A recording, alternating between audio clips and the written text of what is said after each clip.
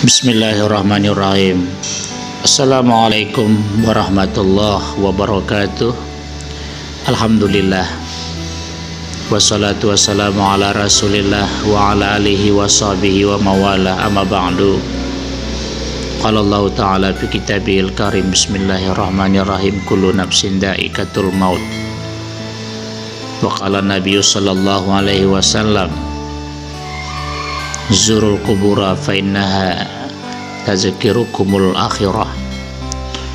Sadaqallahul aliyul azim wa sadaqa rasuluhun nabiyul karim. Saudara yang berbahagia, setiap yang bernyawa pasti akan merasakan mati. Tidak ada yang kekal, tidak ada yang abadi hidup di alam duniawi ini. Yang kekal hanyalah Allah Subhanahu wa ta'ala. Wa yabqa wajahu rabbika dzul jalali wal ikram. Selebihnya semua akan binasa, semua kita akan mati. Kullu nafsin dha'iqatul maut. Kemudian setelah mati, kemanakah kita akan diantar?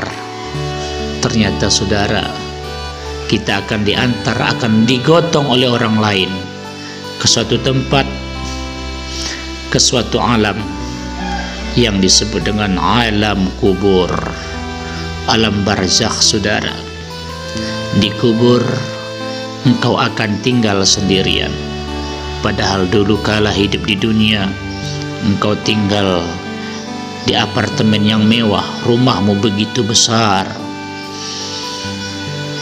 temanmu begitu banyak. Tapi kini begitu kita digotong orang diantar ke alam kubur, di sana saudara, kita hanya tinggal sendirian. Yang menemani kita hanyalah amal ibadah kita kepada Allah Subhanahu wa ta'ala. Seberapa lama orang tinggal di alam kubur? 5 tahun, 10 tahun, 20 tahun? Wallahu a'lam.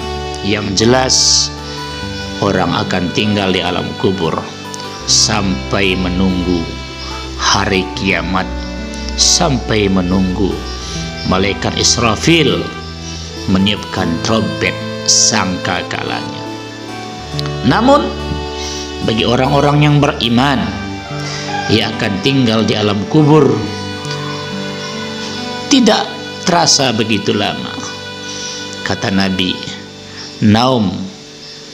naumatal urush, tidurlah engkau seperti tidurnya pengantin.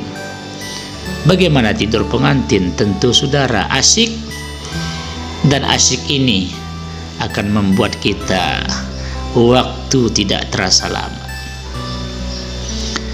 Nah saudara yang berbahagia,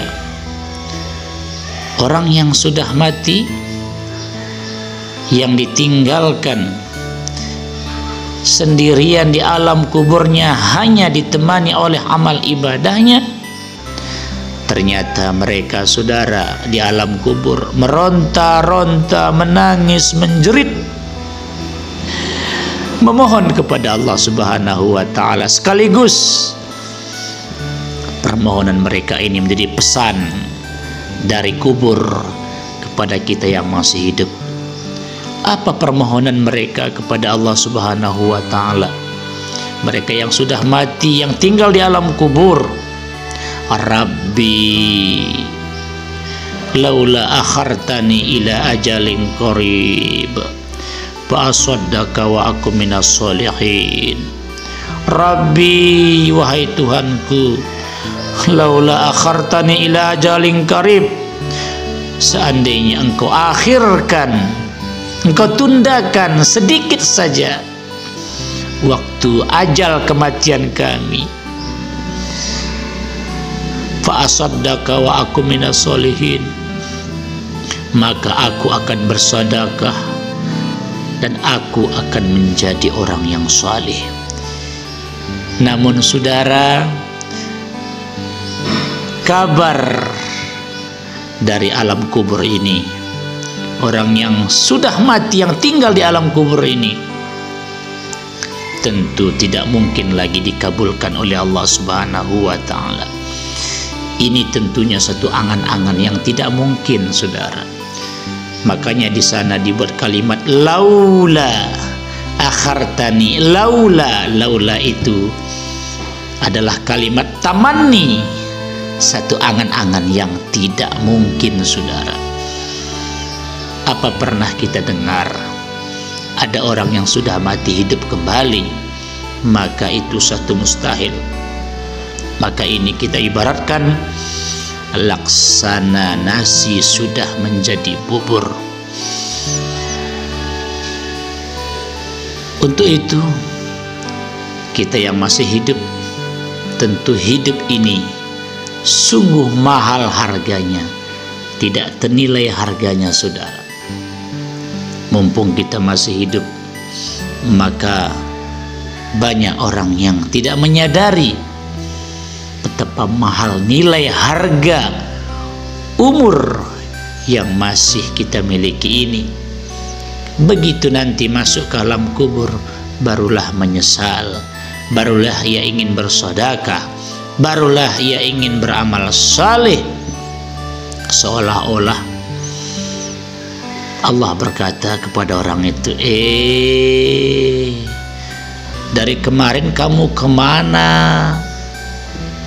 Kita kan sudah diberikan kesempatan hidup oleh Allah Subhanahu wa ta'ala. Sebagian saudara kita, sebagian orang-orang mengejar harta duniawi. Begitu masuk ke alam kubur, barulah terasa bahwa pangkat, jabatan, harta tidak ada gunanya di alam kubur. Alhaakumut takasur hatta zurtumul maqabir. Engkau berlomba-lomba, bermegah-megah mencari harta dunia. Engkau sadar pada saat engkau dimasukkan ke alam kubur. Namun saudara, kabar dari alam kubur ini haruslah kita sikapi. Kematian ini haruslah kita sikapi. Orang yang beriman menyikapinya juga dengan iman. Wa kafa bil mauti mau'ija.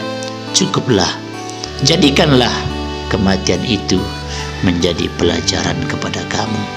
Untuk itu saudara, mumpung masih hidup, tentu hidup kita ini akan kita pergunakan untuk amal ibadah kepada Allah Subhanahu wa ta'ala.